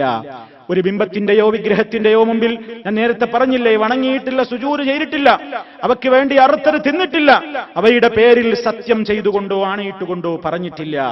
മാത്രമല്ല ഇബ്രാഹിം നബി അലൈഹിസ്സലാമിന്റെ യഥാർത്ഥമായ ആ പാരമ്പര്യം അവിടെവിടെയായി ചുരുക്കം ചില ആളുകളിൽ അന്നും നിലനിന്നിരുന്നു. ഇബ്രാഹിം അലൈഹിസ്സലാമിന്റെ ആ ദീൻ, അവിടുന്ന് പഠിപ്പിച്ച ആദർശത്തിന്റെ ചില പാരമ്പര്യങ്ങൾ പരിപൂർണമായി നശിച്ചു പോകാതെ അറേബ്യൻ ജനതയിലെ ഒറ്റപ്പെട്ട ചില ആളുകളിൽ മക്കയിൽ നിലനിന്നിരുന്നു. ആ കൂട്ടത്തിൽപ്പെട്ടയാളായിരുന്നു ഒന്ന് വറഖത്ത് ബിൻ നൗഫൽ, മറ്റൊന്ന് സെയ്ദ് ബിൻ നുഫൈൽ. ഇങ്ങനെയുള്ള 2 ആളുകൾ. സല്ലല്ലാഹു അലൈഹി വസല്ലമും ഇതേ രീതിയിൽ തന്നെയായിരുന്നു. അവിടുന്ന് ഈ രൂപത്തിലുള്ള ഒരു വൃത്തികേടുകളിലേക്കും പോകാതെ ഇബ്രാഹിമീ മില്ലത്തിൽ നിന്ന് അവിടെ നിലനിന്നിരുന്ന കേട്ടും പഠിച്ചും മനസ്സിലാക്കിയിട്ടുള്ള കാര്യങ്ങളോട് കൂറുപുലർത്തിക്കൊണ്ട് ഒരു നല്ല ജീവിതം അവിടുന്ന് ജീവിച്ചു കൊണ്ടിരുന്നു. ഇതിനിടയിലാണ് എന്ന് കഴിഞ്ഞ ക്ലാസ്സിൽ നമ്മൾ പറഞ്ഞു, സല്ലല്ലാഹു അലൈഹി വസല്ലം ഇങ്ങനെ കച്ചവട ആവശ്യാർത്ഥമൊക്കെ പുറത്തു പോകാറുണ്ടായിരുന്നു. അങ്ങനെ ഇരിക്കെയാണ് മക്കയിലെ ഒരു വർത്തക പ്രമുഖയായ, കച്ചവടക്കാരിയായ, സമ്പന്നയായ, വലിയ ഗോത്രമാഹാത്മ്യമുള്ള ഖദീജ റളിയല്ലാഹു അൻഹ, അവരുടെ സമ്പത്തുമായി ആളുകളെ സിറിയയിലേക്ക് കച്ചവടാവശ്യാർത്ഥം പറഞ്ഞേക്കാറുണ്ട്. അങ്ങനെ അവര് ഒരിക്കൽ പ്രവാചകൻ സല്ലല്ലാഹു അലൈഹി വസല്ലം അഥവാ മുഹമ്മദുൻ സല്ലല്ലാഹു അലൈഹി വസല്ലമിന്റെ സത്യസന്ധത മറ്റ് കാര്യങ്ങളൊക്കെ കേട്ടപ്പോൾ സല്ലല്ലാഹു അലൈഹി വസല്ലമിനെ തന്റെ സമ്പത്തിൽ നിന്ന് മറ്റുള്ളവർ കേൾപ്പിക്കുന്നതിനേക്കാൾ ഇരട്ടി സംഖ്യയുമായി പ്രവാചകനെ കച്ചവടത്തിനായി അയച്ചു. ഇന്ന് പ്രവാചകൻ സല്ലല്ലാഹു അലൈഹി വസല്ലം കേവലം മുഹമ്മദുൻ സല്ലല്ലാഹു അലൈഹി വസല്ലമാണ്, പ്രവാചകനായിട്ടില്ല. അങ്ങനെ ആ രൂപത്തിൽ ധാരാളം സമ്പത്തുമായി പറഞ്ഞയച്ചു കച്ചവടത്തിന് സിറിയയിലേക്ക് അഥവാ ഷാമിലേക്ക്. കൂടെ തന്റെ ഒരു വേലക്കാരനുണ്ട്, ഇടയ്ക്ക് കച്ചവടത്തിന് എല്ലാവരുടെയും കൂടെ പറഞ്ഞയക്കുന്ന ഒരു ഭൃത്യനുണ്ടായിരുന്നു ഖദീജ റളിയല്ലാഹു അൻഹയ്ക്ക്. അദ്ദേഹത്തിന്റെ പേര് മൈസറ എന്നായിരുന്നു. ആ മൈസറത്തിന്റെ കൂടെ പ്രവാചകനും കച്ചവടത്തിന് പോയി വൻ ലാഭവുമായിട്ടാണ് സിറിയയിൽ നിന്ന് മടങ്ങി വന്നത്. വമ്പിച്ച ലാഭവുമായി മടങ്ങി വന്നു. ഖദീജ റളിയല്ലാഹു തആല അൻഹയുടെ മനസ്സിൽ അതേറെ സന്തോഷമുണ്ടാക്കി. മാത്രമല്ല യാത്രാനുഭവങ്ങളെ സംബന്ധിച്ച് മൈസറക്ക് പറഞ്ഞാൽ തീരാത്ത അനുഭവങ്ങളായിരുന്നു. തിരിച്ചു വന്ന് തന്റെ ജമാനത്തിയുടെ മുമ്പിൽ മൈസറത്ത് ബോധിപ്പിച്ചത്. തന്റെ കൂടെ യാത്ര പോകുന്ന മുഹമ്മദിന്റെ സത്യസന്ധത, അദ്ദേഹത്തിന്റെ പരിശുദ്ധത, അദ്ദേഹത്തിന്റെ നിർമ്മല ഗുണങ്ങൾ, ഇതൊക്കെ യാത്രാവേളയിൽ ഏറെ ആസ്വദിച്ച് അനുഭവിച്ച മൈസറത്ത് ഖദീജ റളിയല്ലാഹു അൻഹയുടെ മുമ്പിൽ തന്റെ കൂടെ ഇപ്രാവശ്യം വന്ന മുഹമ്മദുൻ സല്ലല്ലാഹു അലൈഹി വസല്ലം എന്ന ആ സമ്പത്തുമായി വന്ന കച്ചവടക്കാരൻ തന്റെ കൂട്ടുകാരനെ കുറിച്ച് വാതോരാതെ ഒരുപാട് മദ്ഹുകൾ പറഞ്ഞു കേൾപ്പിച്ചു. ഒട്ടേറെ പരിശുദ്ധമായ ഒരുപാട് സ്വഭാവങ്ങളെ സംബന്ധിച്ച് മൈസറത്ത് ഖദീജ റളിയല്ലാഹു അൻഹയുടെ മുമ്പിൽ അവതരിപ്പിച്ചു. ഖദീജ റളിയല്ലാഹു തആല അൻഹ അവർ പ്രവാചകൻ സല്ലല്ലാഹു അലൈഹി വസല്ലമിന്റെ ഈ സ്വഭാവ മഹിമയിൽ അവരുടെ ഏറ്റവും വലിയ ആഗ്രഹം അത് നബി സല്ലല്ലാഹു അലൈഹി വസല്ലമിനെ അറിയിക്കാൻ തന്റെ ഒരു കൂട്ടുകാരി മുഖേന പ്രവാചകൻ സല്ലല്ലാഹു അലൈഹി വസല്ലമിന്റെ ഒരു കുടുംബക്കാരിയിലേക്ക് ആ ആഗ്രഹം അറിയിക്കുകയാണ്. എനിക്ക് വിവാഹം കഴിക്കാൻ ആഗ്രഹമുണ്ട്. നബി സല്ലല്ലാഹു അലൈഹി വസല്ലമിന് അന്ന് വയസ്സ് 25 25 വയസ്സുള്ള പ്രവാചകൻ സല്ലല്ലാഹു അലൈഹി വസല്ലമിനോട് അന്ന് മഹദിയായ ഖദീജ റളിയല്ലാഹു അൻഹ മുമ്പ് 2 വിവാഹങ്ങൾ കഴിഞ്ഞ് വിധവയായി തീർന്ന മഹദിയാണ്. 40 വയസ്സാണ് അന്ന് അവരുടെ പ്രായം എന്നതാണ് പ്രസിദ്ധമായ അഭിപ്രായം എന്ന് പറയാൻ കാരണം ഈ വിഷയത്തിൽ തന്നെയും ചില അഭിപ്രായ വ്യത്യാസങ്ങൾ പൂർവീകരും ആധുനികരുമായ ചരിത്രകാരന്മാർ അവരുടെ താരീഖുകളിൽ, സീറകളിൽ എടുത്തുദ്ധരിച്ചിട്ടുണ്ട്. ഉദാഹരണത്തിന് ഇമാം ഹാക്കിമിന്റെ അൽ മുസ്തദറക് എന്ന ഗ്രന്ഥത്തിൽ ചരിത്രകാരനായ ഇബ്നു ഇസ്ഹാഖിൽ നിന്ന് ഒരു വാചകം എടുത്തുദ്ധരിച്ചിട്ടുണ്ട്. പക്ഷേ സ്വീകാര്യയോഗ്യമായ ഒരു സനദൊന്നും അതിന് ഉദ്ധരിച്ചു കാണുന്നില്ല. 28 വയസ്സായിരുന്നുവെന്ന് ഖദീജ റളിയല്ലാഹു തആല അൻഹയുടെ പ്രായം എന്ന് റിപ്പോർട്ട് ചെയ്യുന്നുണ്ട്. അതിനു പോൽബലകമായി പലരും പല അഭിപ്രായങ്ങളും രേഖപ്പെടുത്തിയിട്ടുമുണ്ട്. കാരണം പ്രവാചകൻ സല്ലല്ലാഹു അലൈഹി വസല്ലവുമായി വിവാഹം കഴിഞ്ഞതിന്റെ ശേഷം 6 പ്രസവം ഖദീജ റളിയല്ലാഹു തആല അൻഹ പ്രസവിച്ചിട്ടുണ്ട്. 6 മക്കളെ, 2 ആൺമക്കളെയും 4 പെൺമക്കളെയും പ്രസവിച്ചിട്ടുണ്ട്. ഏകദേശം ഒരു സ്ത്രീ 50ന്റെ മുമ്പ് ആർത്തവ വിരാമത്തിൽ എത്തിച്ചേരാറുമുണ്ടല്ലോ. അതുകൊണ്ട് 28 എന്ന അഭിപ്രായത്തെ അത് ബലപ്പെടുത്തുന്നു എന്നൊക്കെ പല ചരിത്രകാരന്മാരും അഭിപ്രായപ്പെട്ടിട്ടുണ്ടെങ്കിലും ഇനി അതൊരു തർക്ക വിഷയമായി അതിന്റെ പിന്നാലെ ആരും കൂടണ്ട. ഇതൊരു അഖീദാപരമായ കാര്യമോ ഇതൊരു വലിയ വിഷയമായിട്ടോ ആരും കൊണ്ടു നടക്കേണ്ടതില്ല. ചരിത്രത്തിൽ അങ്ങനെ അഭിപ്രായപ്പെട്ടവരും ഉണ്ട് എന്ന് ആധുനികരും പൂർവീകരുമായ ചരിത്രകാരന്മാരിൽ നിന്ന് ഉദ്ധരണികൾ ഉദ്ധരിച്ചുകൊണ്ട് നബി സല്ലല്ലാഹു അലൈഹി വസല്ലമിന്റെ സീറകൾ, അവിടുത്തെ ചരിത്രത്തെ അപഗ്രഥിച്ചു പഠനം നടത്തിയിട്ടുള്ള ആധുനികരും പൂർവീകരുമൊക്കെ ഇങ്ങനെ ഒരു അഭിപ്രായം രേഖപ്പെടുത്തിയിട്ടുണ്ട്. എന്തായാലും 40-ലായാലും ഇനി അതിന്റെ മുമ്പുള്ള പ്രായമാണെങ്കിലും നബി സല്ലല്ലാഹു അലൈഹി വസല്ലം തന്നേക്കാൾ പ്രായമുള്ള ഒരാളുമായിട്ടാണ് വിവാഹത്തിൽ ഏർപ്പെട്ടത് എന്നതിൽ തർക്കമില്ല. അതുപോലെ തന്നെ നബി സല്ലല്ലാഹു അലൈഹി വസല്ലമിന്റെ ആദ്യ വിവാഹമായിരുന്നു എന്നതിലും തർക്കമില്ല.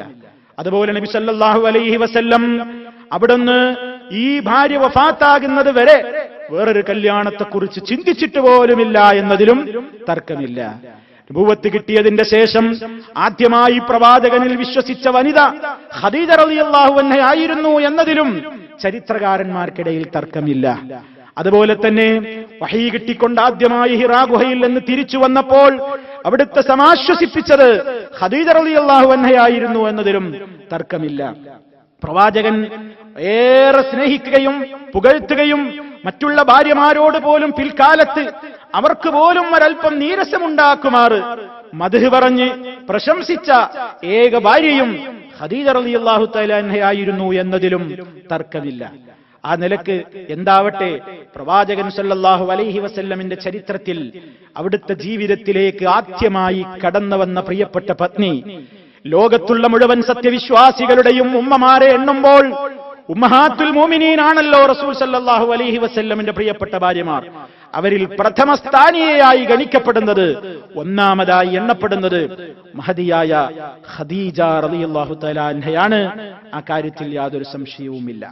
ഖുറൈശികൾക്കിടയിൽ തനിക്കുള്ള അത്യുന്നതമായ പദവിയും അതുപോലെ തന്നെ അത്യുന്നതമായ പേരും പ്രശസ്തിയും, തനിക്കൊരുപാട് പണമുണ്ട് എന്നതൊന്നും പാവപ്പെട്ടവനായ ദരിദ്രനായ അനാഥനായ മുഹമ്മദ് നബി സല്ലല്ലാഹു അലൈഹി വസല്ലമുമായി വിവാഹം അന്വേഷിക്കുന്നതിലും വിവാഹം കഴിക്കുന്നതിലുമൊന്നും ഖദീജ റളിയല്ലാഹു തആല അൻഹ പരിഗണിച്ചില്ല.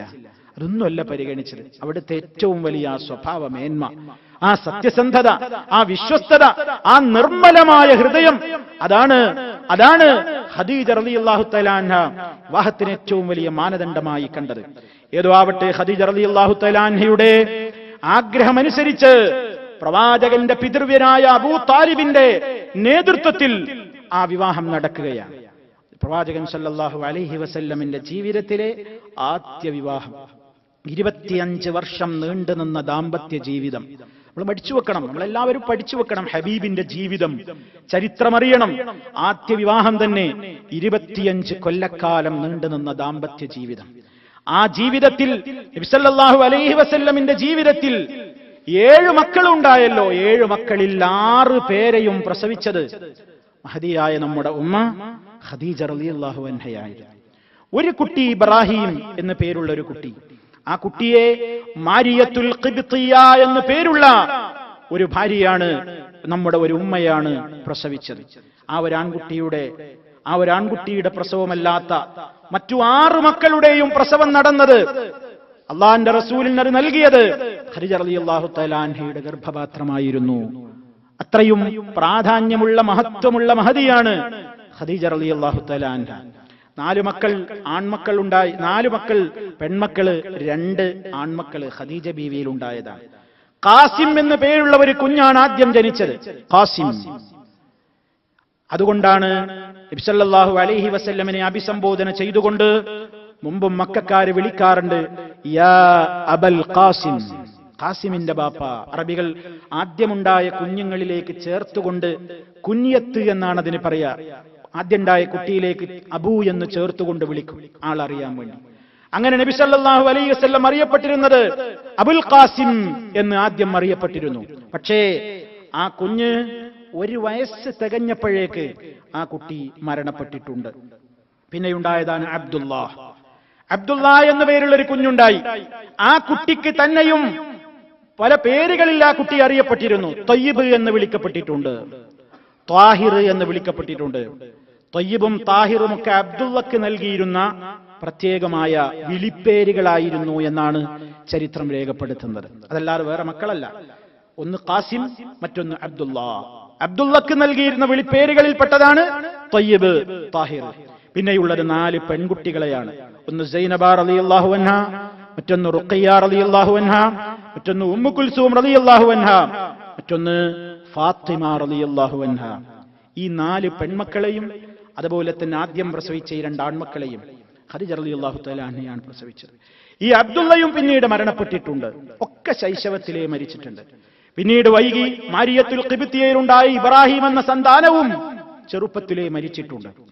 അത് അള്ളാഹുവിന്റെ ഒരു തീരുമാനമാണ്. ആൺകുഞ്ഞുങ്ങളൊന്നും ജീവിച്ചിട്ടില്ല.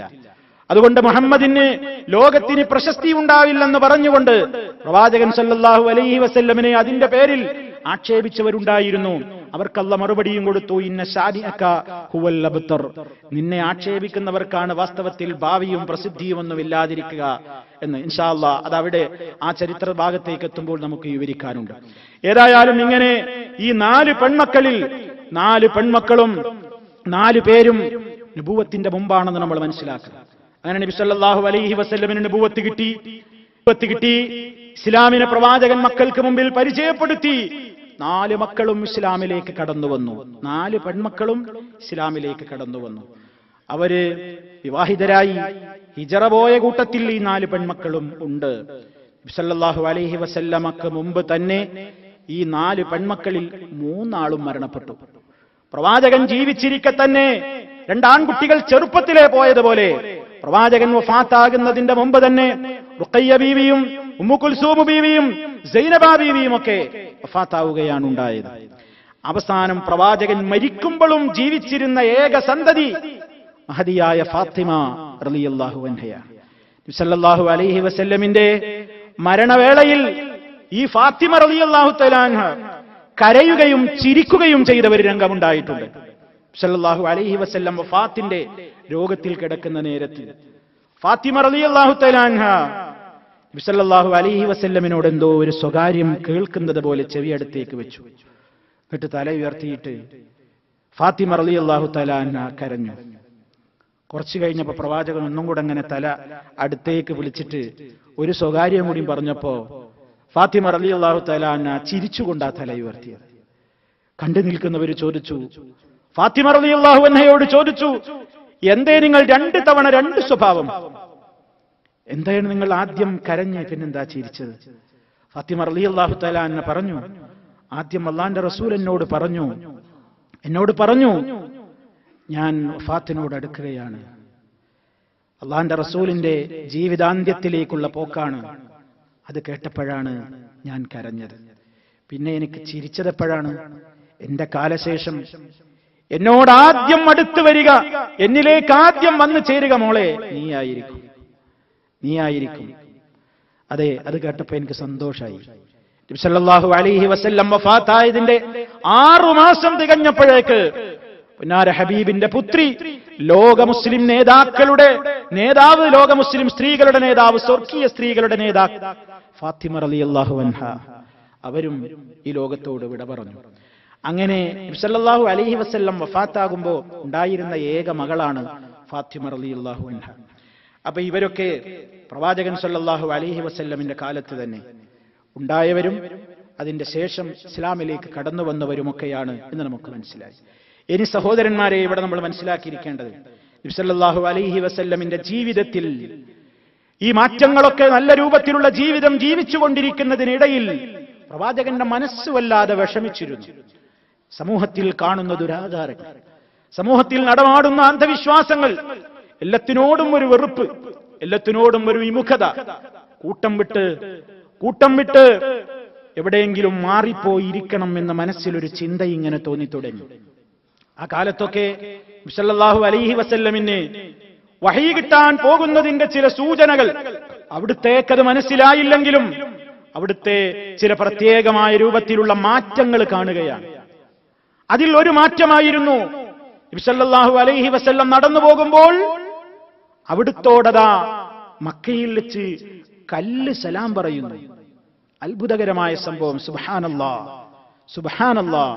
ഇമാം മുസ്ലിം അവിടുത്തെ സഹീഹിൽ രേഖപ്പെടുത്തുന്നു, ഇന്നനീ ലഅരിഫു ഹജറൻ ബിമക്കത കാന യുസല്ലിമു അലയ്യ ഖബ്ല അൻ ഉബ്അസ ഇന്നി ലഅരിഫുൽ ആൻ. റവാഹു മുസ്ലിം റഹിമഹുല്ലാഹ്. നബി സല്ലല്ലാഹു അലൈഹി വസല്ലം പറഞ്ഞു പിൽക്കാലത്ത്, ഇന്നനീ നിശ്ചയമായും ഞാൻ, തീർച്ചയായും ഞാൻ, ലഅരിഫു ഹജറൻ ബിമക്ക, മക്കയിലെ ഒരു കല്ലിനെ എനിക്ക് നല്ല പരിചയമുണ്ട്. കാന യുസല്ലിമു അലയ്യ, എനിക്ക് സലാം പറഞ്ഞിരുന്ന ഒരു കല്ലിനെ എനിക്കറിയാം. എപ്പോൾ? ഖബ്ല അൻ ഉബ്അസ,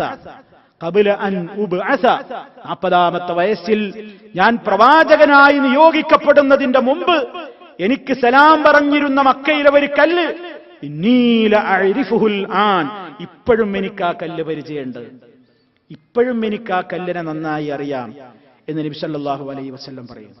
നബുവത്തിന്റെ മുമ്പ് തന്നെയുള്ള ചില അത്ഭുതകരങ്ങളായ നീക്കങ്ങളായിരുന്നു അത്. മാത്രല്ല, അതിന്റെ ഇടക്ക് കുറെ ദിവസങ്ങൾക്ക് മുമ്പ് തന്നെ പ്രവാചകൻ സല്ലല്ലാഹു അലൈഹി വസല്ലമിന് സ്വപ്നങ്ങൾ ഇങ്ങനെ കാണുന്ന സ്വപ്നങ്ങളൊക്കെ പ്രഭാതമാകുമ്പോൾ വളരെ കൃത്യമായി പുലരുക, അങ്ങനെയുള്ള ചില മാറ്റങ്ങൾ. ആ മാറ്റത്തിനിടക്ക് സല്ലല്ലാഹു അലൈഹി വസല്ലമിന്റെ ആ സംഭവങ്ങൾ ആയിഷ റളിയല്ലാഹു തആല അൻഹ പ്രവാചകൻ പഠിപ്പിച്ചു കൊടുത്തതിന്റെ അടിസ്ഥാനത്തിൽ പറയുന്നുണ്ട്, നബി സല്ലല്ലാഹു അലൈഹി വസല്ലമിന് ആദ്യം വഹയിൽ നിന്ന് തുടങ്ങിയത് അർറുയ സാദിഖത്തു ഫിന്നൗം, അവിടുന്ന് കാണുന്ന സത്യസന്ധമായ സ്വപ്നങ്ങളായിരുന്നു. അവിടുന്ന് കാണുന്ന ഏത് സ്വപ്നം കണ്ടാലും ഇല്ലാ ജാഅതു മിസ്ല ഫലഖിസ് സുബ്ഹി, പ്രഭാതം പുലർന്നു വരുന്നത് എപ്രകാരമാണോ അപ്രകാരം ആ സ്വപ്നം അങ്ങ് തെളിഞ്ഞു വരും. അങ്ങനെയുള്ള സ്വപ്നങ്ങൾ ഇങ്ങനെ ഹിറാ ഗുഹയിൽ വെച്ച് വഹി കിട്ടുന്നതിന്റെ മുന്നോടിയായി തന്നെ നബി സല്ലല്ലാഹു അലൈഹി വസല്ലം ഇങ്ങനെ സ്വപ്നങ്ങൾ കാണുക, ആ സ്വപ്നങ്ങൾ അപ്പടി 100% പുലരുക, അതൊക്കെ വഹിയിലേക്കുള്ള ചില തുടക്കങ്ങളായിരുന്നു. സുമ്മ പിന്നീട് നബി സല്ലല്ലാഹു അലൈഹി വസല്ലമിന് ഇഷ്ടമായി തുടങ്ങി അൽ ഖലാ, ഒഴിഞ്ഞിരിക്കാൻ, ഏകാന്തവാസം, എല്ലാവരിൽ നിന്നും വിട്ട് അവിടുന്ന് ഫകാന യൽഹഖു ബിഗാരി ഹിറാ, ഹിറാ ഗുഹയിലേക്ക് അവിടുന്ന് പോകാൻ തുടങ്ങി. ഫയതഹന്നസു ഫീഹി, അവിടെ പോയി പ്രവാചകൻ ഇങ്ങനെ പ്രത്യേകമായ ഒരു ഇരുത്തം അഥവാ എല്ലാത്തിൽ നിന്നും വിട്ടകന്നു നിന്നുകൊണ്ട് തന്റെ മനസ്സിന് സമാധാനമുണ്ടാക്കുന്ന നിലക്കുള്ള ഒരു ഇരുത്തം അവിടെ പോയി ഇരിക്കും. അവിടെ ചരിത്രകാരന്മാര് രേഖപ്പെടുത്തുന്നു, ഹിറാ ഗുഹ തന്നെ അന്ന് തെരഞ്ഞെടുക്കാൻ കാരണം അവിടെ ഇരുന്നാൽ, അതിന്റെ മുകളിൽ കയറിയിരുന്നാൽ ആ സ്ഥലത്ത് നിന്ന് നോക്കിയാൽ കഅബ കൃത്യമായി തെളിഞ്ഞു കണ്ടിരുന്നു എന്നാണ്. അങ്ങനെയുള്ള ഹിറാ ഗുഹയിൽ പോയി നബി സല്ലല്ലാഹു അലൈഹി വസല്ലം ഇങ്ങനെ ധ്യാനനിരതനായിരിക്കും. ഏതാനും ദിവസങ്ങൾ പോയിരിക്കും. ഏതാനും ദിവസങ്ങളിലേക്ക് ആവശ്യമായ ഭക്ഷണവും വെള്ളമൊക്കെ ആയിട്ട് നമ്മുടെ ഉമ്മ യാത്രയാക്കും. ഖദീജ റളിയല്ലാഹു അൻഹ റസൂൽ സല്ലല്ലാഹു അലൈഹി വസല്ലമിനെ യാത്രയാക്കും. അങ്ങനെ യാത്രയാക്കിയിട്ട് അവിടെ ഏതാനും രാപ്പകലുകൾ പോയിരിക്കും.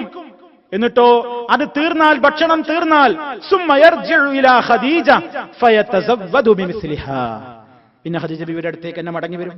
പിന്നെയും കുറച്ചു ദിവസത്തേക്ക് ആവശ്യമായ ഭക്ഷണവും വെള്ളമൊക്കെ ആയിട്ട് ഹിറാ ഗുഹയിൽ സമീപത്തേക്ക് പോകും.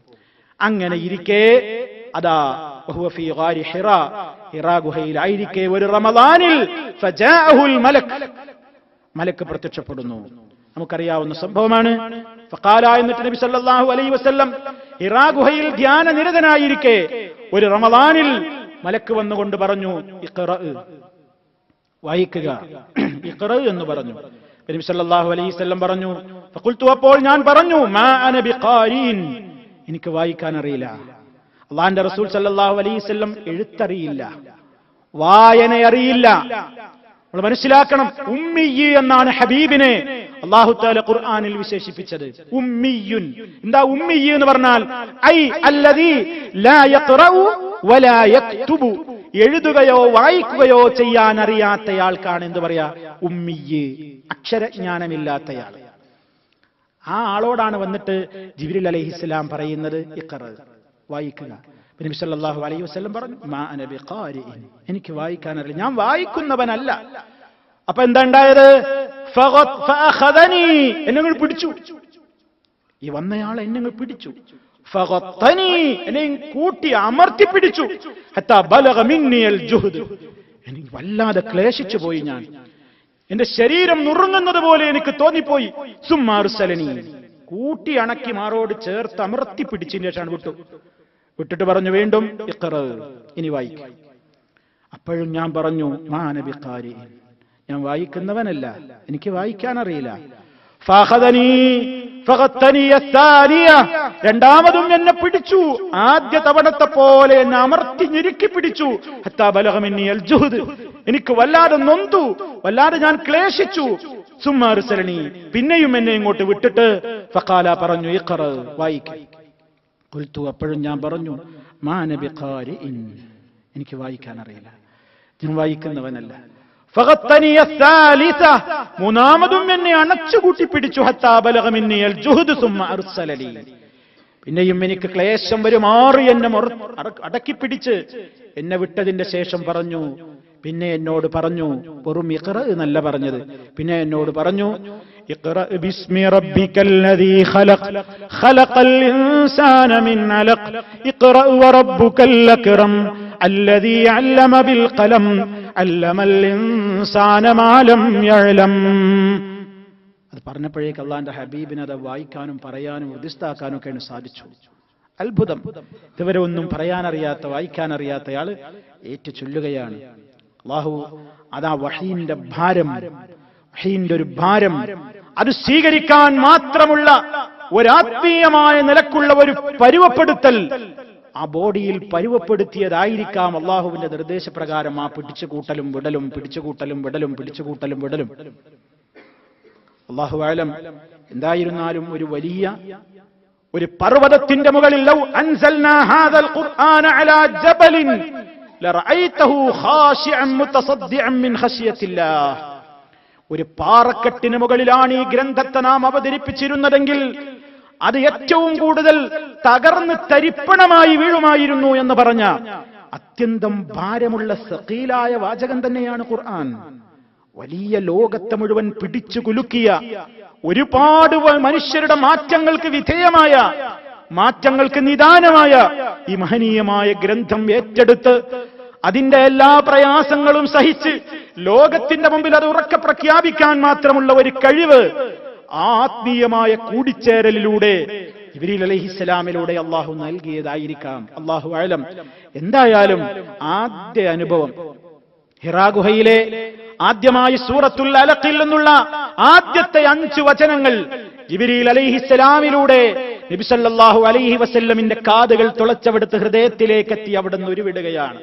അതും കഴിഞ്ഞ് നബി സല്ലല്ലാഹു അലൈഹി വസല്ലമിന്റെ മുമ്പിൽ നിന്ന് ജിബ്രീൽ പോവുകയാണ്. പിന്നെ ആളെ കാണാനല്ല. പ്രവാചകൻ വല്ലാതെ ഭയപ്പെട്ടു പോയി, പേടിച്ചരണ്ടു. അവിടുന്ന് ആ ഗുഹയിൽ നിന്ന് നബി സല്ലല്ലാഹു അലൈഹി വസല്ലം ഇറങ്ങുകയാണ്. ധൃതിപ്പെട്ട് എവിടേക്കാണ് പോകേണ്ടത്? തന്റെ പ്രിയപ്പെട്ട സഖി ഖദീജ റളിയല്ലാഹു അൻഹയുടെ സമീപത്തേക്ക് പോയി. ചെല്ലുമ്പോൾ ഇങ്ങനെ വിറക്കുന്നുണ്ട്. എന്തും പറഞ്ഞുകൊണ്ടാ ഓടി ചെല്ലുന്നത്. സമ്മിലൂനി സമ്മിലൂനി, എനിക്ക് പുതപ്പിട്ടതായോ, എനിക്ക് പുതപ്പിച്ചതായോ, വല്ലാതെ വിറക്കുന്നു, പുതപ്പിട്ടതായോ. ഹദിയായ ഖദീജ റളിയല്ലാഹു തആല അൻഹ ഉടനെ എന്തു ചെയ്യുന്നു? വേഗം ഒരു പുതപ്പെടുത്ത് പുതപ്പിച്ച് കിടത്തുന്നു, വേഗം പുതപ്പിക്കുന്നു. ഇന്നത്തെ ഭാര്യമാരുടെ അടുത്തേക്ക് ഭർത്താക്കന്മാർ പേടിച്ചു വന്ന എന്തേ സംഭവിച്ചു ഇപ്പൊ പറയാതെ എങ്ങനെ പുതപ്പിടുക, എങ്ങനെ, അതൊന്നും ചോദിക്കുന്നില്ല. ഖദീജ റളിയല്ലാഹു തആല അൻഹക്കറിയാം ഇപ്പൊ ആവശ്യം എന്താ ഭർത്താവിന്, എന്താ ചോദിക്കുന്നത്? പുതപ്പിട്ട് തരൂന്നാണ്. പുതപ്പിട്ട് തരൂ. അപ്പൊ പുതപ്പിച്ചു കൊടുക്കുക, ബാക്കി പിന്നെ എന്താ ചോദിച്ചതെങ്കിൽ അതാദ്യം ചെയ്യാം. വളരെ യുക്തമായ നിലക്ക്, വളരെ ബുദ്ധിപൂർവം, പക്വതയുള്ള സമീപനമാണ് മഹദിയായ ഖദീജ റളിയല്ലാഹു തആല അൻഹ സ്വീകരിക്കുന്നത്. നബി സല്ലല്ലാഹു അലൈഹി വസല്ലമയോട് എന്തേ പറ്റിയെന്നൊന്നും ചോദിക്കല്ല ആദ്യം ചെയ്യുന്നത്. ആദ്യം ചെയ്യുന്നത് എന്താ ചോദിച്ചതെങ്കിൽ അത് അനുസരിക്കണം, എന്താ പറഞ്ഞതെങ്കിൽ അതനുസരിക്കുക. പുതപ്പിട്ട് തരണം എന്ന് പറയുന്നു, പുതപ്പിട്ട് കൊടുക്കുന്നു. കുറച്ച് കഴിഞ്ഞിട്ട് കുറച്ചു നേരം റെസ്റ്റ് എടുപ്പിച്ചിട്ട് ഭയമൊക്കെ നീങ്ങിയപ്പോ ഖദീജ റളിയല്ലാഹു തആല അൻഹ കാര്യങ്ങളൊക്കെ ചോദിച്ചു, എന്തേ സംഭവിച്ചത്? അപ്പൊ നബി സല്ലല്ലാഹു അലൈഹി വസല്ലം പറഞ്ഞു, ഐ ഖദീജ, എന്റെ ഖദീജ, മാലി, എനിക്ക് എന്താ സംഭവിച്ചെന്ന് എനിക്കറിയില്ല. ലഖദ് ഖശീതു അലാ നഫ്സി, ഞാൻ വല്ലാതെ ഭയപ്പെടുന്നു, എനിക്കെന്തോ ഭയം തോന്നുന്നു, എന്തോ എനിക്ക് സംഭവിക്കാൻ പോകുന്നു എന്ന വല്ലാത്ത വേദന എന്റെ മനസ്സിൽ എനിക്ക്. ഖശീതു അലാ നഫ്സി, എന്റെ കാര്യത്തിൽ ഞാൻ വല്ലാതെ ഭയപ്പെടുന്നു. ഖദീജ റളിയല്ലാഹു തആല അൻഹ നടന്ന സംഭവങ്ങളൊക്കെ കേട്ടപ്പോൾ അവിടുന്ന് ആശ്വസിപ്പിക്കുകയാണ്. എന്താ ആശ്വസിപ്പിക്കുന്നത്? ഇന്ന് ചില ഭാര്യമാര് ചിലപ്പോ എന്താ പറയാ, അങ്ങനെയൊക്കെ ഉണ്ടാവും. നിങ്ങളെ എവിടുക്കാ പോയത്? ഇവിടെ സ്ഥലം ഉണ്ടായില്ലേ? അങ്ങ് ദൂരാ മലന്റെ മുകളിൽ പോയിട്ട്, ഗുഹന്റെ മുകളിൽ പോയിട്ട് ഞാൻ ഇവിടെ ഉണ്ടാവുമ്പോ നിങ്ങൾ ഒറ്റക്ക് കിടന്നുറങ്ങണ്ടല്ലോ. അവിടെ പോയിട്ട് ഇങ്ങനെ ഇരിക്കാൻ ആരാ പറഞ്ഞ്? നിങ്ങൾ അവിടെ കുറെ റീസായില് പോയിട്ട് ഇങ്ങനെ ഇരിക്കുന്നു. അന്നും ഞാൻ പറഞ്ഞല്ലോ എന്നൊന്നും പറയുന്നില്ല. കാരണം അന്നും ഖദീജ റളിയല്ലാഹു തആല അൻഹ ഒന്നും പറഞ്ഞിട്ടില്ല. ഭർത്താവിന്റെ ഇഷ്ടത്തിന് നിന്ന് കൊടുത്തിരിക്കുകയാണ്. ഒന്നും ചോദിച്ചില്ല, കുറ്റപ്പെടുത്തിയില്ല. ഇങ്ങനെ വിഷമുണ്ട്, അങ്ങനെ ഉണ്ടാവും, എന്തിനാട് പോയിരുന്നപ്പോ പേടിച്ചു പോന്നില്ലേ എന്നൊന്നും പറഞ്ഞ് കുറ്റപ്പെടുത്തല്ല ചെയ്യുന്നത്. മറിച്ച് പറഞ്ഞ കാര്യം പുതപ്പിട്ട് കൊടുത്തു. ഭയമൊക്കെ നീങ്ങിയപ്പോ കാര്യമൊക്കെ ചോദിച്ചറിഞ്ഞു. നടന്ന സംഭവമൊക്കെ ഹബീബ് സല്ലല്ലാഹു അലൈഹി വസല്ലം വിവരിച്ചു കൊടുത്തപ്പോ അതൊക്കെ കേട്ട ഖദീജ റളിയല്ലാഹു തആല അൻഹ പറയുന്നു, "കല്ല, ഒന്നും കൊണ്ട് പേടിക്കണ്ട. എന്തിനങ്ങൾ പേടിക്കുന്നു? അബ്ശിർ, അബ്ശിർ, സന്തോഷിച്ചോളൂ പ്രിയപ്പെട്ടവനെ, സന്തോഷിച്ചോളൂ. ഫവല്ലാഹ്, അല്ലാഹനെ തന്നെയാണ് സത്യം. ലാ യുഖ്സികല്ലാഹു അബദാ, അല്ലാഹ് നിങ്ങളെ ഒരിക്കലും അപമാനിക്കൂല. പേടിക്കണ്ട, ഒരു നിലക്കും നിങ്ങൾ വിഷമിച്ചു പോകരുത്. അല്ലാഹ് നിങ്ങളെ ഒരിക്കലും നിന്ദിക്കുകയില്ല, അപമാനിക്കുകയില്ല. കാരണം നിങ്ങൾ കുടുംബബന്ധം ചേർക്കുന്നയാളാണ്. കുടുംബബന്ധം ചേർക്കുന്ന നല്ല മനുഷ്യരെ അല്ലാഹ് കഷ്ടപ്പെടുത്തൂല. ഒരു തത്വം ഖദീജ റളിയല്ലാഹു തആല അന്നേ പറയാണ്. ഹബീബിന്റെ മുൻകാല ജീവിതത്തിന്റെ ഒരു കൃത്യമായ നേർചിത്രം കൂടി ആ വാക്കുകളിൽ ഉണ്ട് എന്ന് നമ്മൾ മനസ്സിലാക്കണം. എന്താ ഖദീജ റളിയല്ലാഹു തആല അൻഹ പറയുന്നത്? നിങ്ങൾ കുടുംബബന്ധം ചേർക്കുന്നയാളാണ്, വർത്തമാനത്തിൽ സത്യസന്ധത കാത്തു സൂക്ഷിക്കുന്നയാളാണ്, പ്രയാസമുള്ളവരുടെ ഭാരം ചുമക്കുന്നയാളാണ്, ഇല്ലാത്തവർക്ക് അവരുടെ പ്രശ്നങ്ങൾക്ക് വേണ്ടി ഓടി നടന്ന് വല്ലതും ചെയ്തു കൊടുക്കുന്നയാളാണ്, അതിഥികളെ ഏറെ മാനിക്കുന്നയാളാണ്, കാലവിപത്തുകളിൽ അകപ്പെട്ട ആളുകൾക്ക് തന്നാലാകുന്ന സേവനങ്ങളും സഹായങ്ങളും ചെയ്തു കൊടുത്തുകൊണ്ട്, അവർക്കാവശ്യമായ സഹകരണങ്ങൾ ചെയ്തു കൊടുത്തുകൊണ്ട് അവരുടെ കണ്ണീരൊപ്പുന്നതിൽ മുൻപന്തിയിൽ നിൽക്കുന്നയാളല്ലേ അങ്ങ്. ഒരിക്കലും നിങ്ങൾ ഭയപ്പെടണ്ട. ഇങ്ങനത്തെ സൽഗുണമുള്ള ഒരാളെ ഒരു കാരണവശാലും അല്ലാഹു തആല എന്ത് ചെയ്യൂല? അപമാനിക്കൂല. അതുകൊണ്ട് പേടിക്കണ്ട, നമുക്ക് പരിഹാരം ഉണ്ടാക്കാം. നിങ്ങൾ ബേജാറാവണ്ട. വരിൻ. ഖദീജ റളിയല്ലാഹു തആല അൻഹയുടെ ഒരു കുടുംബക്കാരനുണ്ട്, വറഖത്ത് ബിൻ നൗഫൽ. ഞാൻ നേരത്തെ പറഞ്ഞു, അദ്ദേഹത്തിന് വേദഗ്രന്ഥങ്ങളെ പറ്റി നല്ല അഗ്രഗണ്യനാണ്. വേദഗ്രന്ഥങ്ങൾ മുമ്പ് നന്നായി പഠിച്ച് നല്ല അവഗാഹമായ വിജ്ഞാനമുള്ള പടുവൃദ്ധനാണ്. അന്ധത ബാധിച്ചിട്ടുണ്ട്. വാർദ്ധക്യം കാരണത്താൽ അന്ധത വരെ ബാധിച്ചിട്ടുള്ള ഒരു വയോവൃദ്ധനായ വറഖത്ത് ബിൻ നൗഫൽ എന്ന് ജീവിച്ചിരിപ്പുണ്ട്. ഖദീജ റളിയല്ലാഹു തആല അൻഹയുടെ ബന്ധുവാണ്. ഉടനെ നബി സല്ലല്ലാഹു അലൈഹി വസല്ലമയെയും കൂട്ടി ഖദീജ റളിയല്ലാഹു അൻഹ പുറപ്പെടുകയാണ്. ഇദ്ദേഹത്തെ സമീപിച്ചുകൊണ്ട് പറഞ്ഞു, ഇതാ ഇദ്ദേഹത്തിന് പറയാനുള്ളത് നിങ്ങളൊന്ന് കേൾക്കണം. അങ്ങനെ നബി സല്ലല്ലാഹു അലൈഹി വസല്ലം വറഖത്തിന്റെ അടുത്തെത്തി. വറഖത്ത് ചോദിച്ചു, എന്താണ് മോനെ കണ്ടത്? എന്താ എന്റെ മോൻ കണ്ടതെന്താ? നബി സല്ലല്ലാഹു അലൈഹി വസല്ലം നടന്ന സംഭവം കൃത്യമായി വറഖത്ത് ബിൻ നൗഫലിന്റെ മുമ്പിൽ പറഞ്ഞു. അപ്പൊ വറഖ പറഞ്ഞു, ഹാദൻ നാമൂസുല്ലദീ ഉൻസില അലാ മൂസാ ലൈതനീ ഫീഹാ ജദാ ലൈതനീ യകൂനു ഹയ്യൻ ഹീന യുഖ്രിജുക ഖൗമുക. വറഖത്ത് പറഞ്ഞു, ഇത് നീ പറഞ്ഞു കേട്ട അടയാളങ്ങളൊക്കെ വെച്ച് നോക്കുമ്പോ മൂസാ അലൈഹിസ്സലാമിന്റെ അടുക്കൽ വന്ന അതേ മലക്കാണ്, അതേ വ്യക്തിത്വമാണ് നിന്റെ അടുക്കൽ ഗുഹയിലും വന്നിട്ടുള്ളത്. അതുകൊണ്ട് പേടിക്കാനൊന്നുമില്ല. അത്യുന്നതമായ ഒരു പദവിയിലേക്ക് നിങ്ങൾ എത്താൻ പോവുകയാണ്. അതുകൊണ്ട് നിങ്ങൾ ആ പദവിയിലെത്തിയിട്ട് ഈ സമൂഹത്തെ നയിക്കാൻ ഒരുങ്ങുന്ന കാലത്ത് ഞാൻ നല്ല ചുറുചുറുക്കുള്ള ഒരു യുവാവായി മാറിയെങ്കിൽ എന്ന് ഞാൻ കൊതിച്ചു പോവുകയാണ്. അന്ന് ഞാൻ ഉണ്ടായിരുന്നെങ്കിൽ എന്ന് ഞാൻ മോഹിക്കുകയാണ്. എന്ന് ഹീന യുഖ്രിജുക ഖൗമുക, നിന്റെ ആൾക്കാർ നിന്നെ പുറത്താക്കുന്ന ഒരു കാലം വരാൻ പോകണം. നിന്നെ സ്നേഹിച്ച് നടന്ന നിന്നെ ആളുകൾ തന്നെ നിന്നെ പുറത്താക്കുന്ന ഒരു കാലഘട്ടം വരുമ്പോ നിനക്കന്ന് പവർ പകരാൻ, ശക്തി പകരാൻ ഞാനന്ന് നല്ല ഒരു ചെറുപ്പക്കാരനായിട്ടുണ്ടായെങ്കിലെന്ന് ഞാൻ കൊതിച്ചു പോകുന്നു. ഇത് നബി സല്ലല്ലാഹു അലൈഹി വസല്ലം കേട്ടപ്പോ അത്ഭുതത്തോടെ അവിടുന്ന് വറഖയോട് ചോദിച്ചു, അവ മുഖ്രിജിയഹും, എന്നെ നാട്ടുകാർ പുറത്താക്കൂ? അവരെത്ര സ്നേഹത്തിലാ എന്നെ കാണുന്നത്, അവരെത്ര ബഹുമാനത്തിലാ എന്നെ കാണുന്നത്, അല്ലമീൻ എന്നാണ് വിളിക്കുന്നത്. എല്ലാവർക്കും ഇടയിലും ഇത്ര പദവിയുള്ള എന്നെ എന്റെ നാട്ടുകാര് പുറത്താക്കുകയോ? അപ്പൊ വറഖത്ത് ബിൻ നൗഫൽ റളിയല്ലാഹു അൻഹു പറഞ്ഞു, നഅം നഅം, അതെ മുഹമ്മദേ, ലം യഅതി റജുലുൻ ബിമാ ജിഅത ബിഹി ഇല്ലാ ഊദിയ. ഒരു പ്രവാചകനും ഒരു മനുഷ്യനും നീ കൊണ്ടുവന്നതുപോലെയുള്ള സത്യവുമായി മുൻകാലത്ത് വന്നിട്ടില്ല. ഇല്ലാ ഊദിയ, അദ്ദേഹം ദ്രോഹിക്കപ്പെട്ടിട്ടല്ലാതെ. ചില റിപ്പോർട്ടിൽ ഇല്ലാ ഊദിയ, അദ്ദേഹത്തിനോട് ശത്രുത വെക്കപ്പെട്ടിട്ടല്ല. അതുകൊണ്ട് വഇന്നുദ്രികുനി യൗമുക ഹയ്യ, നീ ഈ പ്രശ്നവുമായി കൊണ്ട് സമൂഹത്തിൽ ഇറങ്ങുന്ന കാലത്ത് ഞാൻ ജീവിച്ചിരിക്കുന്നുവെങ്കിൽ അൻസുറുക നസ്റൻ മുഅസ്സറ, ഞാൻ നിന്നെ ബലിഷ്ഠമായ നിലക്ക്, ശക്തമായ നിലക്ക് സഹായിക്കാൻ ഞാൻ ഉണ്ടാകും. പക്ഷേ സഹീഹുൽ ബുഖാരിയിൽ അതിന്റെ ബാക്കി ഭാഗത്ത് നമുക്ക് കാണാം, പിന്നീട് അധികം താമസിച്ചില്ല, അൻ തൂഫിയ വറഖത്ത് റളിയല്ലാഹു തആല അൻഹു വഫാത്തായി. പിന്നീട് കുറച്ചു കാലത്തേക്ക് വഹയൊന്നും ഉണ്ടായില്ല. വഫത്തറൽ വഹ്യു ഫത്തറത്തൻ, ഈ ഇഖ്റ ബിസ്മി കേട്ടതിന്റെ ശേഷം പിന്നെ കുറച്ചു നാളത്തേക്ക് നബി സല്ലല്ലാഹു അലൈഹി വസല്ലമിന് വഹയൊന്നും വന്നില്ല. ഹത്താ ഹസിന റസൂലുള്ളാഹി സല്ലല്ലാഹു അലൈഹി വസല്ലം, അങ്ങനെ നബി സല്ലല്ലാഹു അലൈഹി വസല്ലമിന് ദുഃഖവും സങ്കടമൊക്കെ മനസ്സിൽ വല്ലാതെ ഉണ്ടായി. പിന്നീട് പ്രവാചകൻ സല്ലല്ലാഹു അലൈഹി വസല്ലമിനെ ആശ്വസിപ്പിച്ചുകൊണ്ട് വഹയിന്റെ തുടർച്ച പിന്നീടാണ് ഉണ്ടായത്. ഇൻഷാ അല്ലാഹ് അത് നമുക്ക് അടുത്ത ക്ലാസ്സിൽ നമുക്ക് ചർച്ച ചെയ്യാനുള്ളതാണ്. ഒരു കാര്യം കൂടെ പറഞ്ഞുകൊണ്ട് ഞാൻ അവസാനിപ്പിക്കുകയാണ്. പണ്ഡിതന്മാർ ചർച്ച ചെയ്ത ഒരു കാര്യമുണ്ട്. ഇന്നും പല ആളുകളും വിശുദ്ധ ഭൂമികളിൽ പോകുമ്പോൾ ഹിറാ ഗുഹ പാടുപെട്ട് കയറി സന്ദർശിക്കാൻ വേണ്ടി തയ്യാറാകാറുണ്ട്. പണ്ഡിത ലോകം ചർച്ച ചെയ്യുകയും പണ്ഡിതന്മാരോട് ഫത്വ ചോദിക്കുകയും ചെയ്യപ്പെട്ടിട്ടുള്ള ഒരു മസലയാണത്. ഹിറാ ഗുഹയിൽ പോകലോ, ഹിറാ ഗുഹയിലേക്ക് കയറി അവിടം സിയാറത്ത് ചെയ്യലോ സന്ദർശിക്കലോ ഏതെങ്കിലും നിലക്കൊരു പുണ്യകരമായ കാര്യമാണോ? പല ആൾക്കാരും വളരെ പ്രയാസപ്പെടണം അതിന്റെ മുകൾക്ക് കയറണം എന്നുണ്ടെങ്കിൽ അങ്ങനെ പ്രയാസപ്പെട്ട അപകടം പോലും വരുത്തി വെക്കാറുണ്ട്.